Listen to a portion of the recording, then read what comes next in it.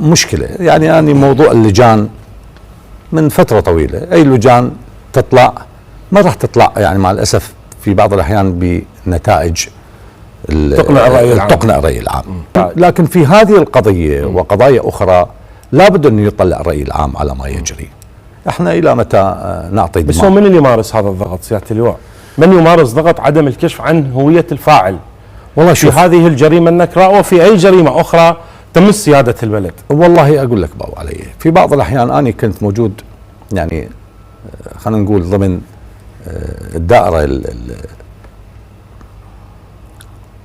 خلينا نقول اللي تشاهد بعض الأمور اللي تجري. في بعض الأحيان ممكن أكو بعض الشغلات ممكن أن ما يطلع عليها الرأي العام بشكل دقيق مفصل، لأن ممكن يصير وراها نتائج سلبية كبيرة.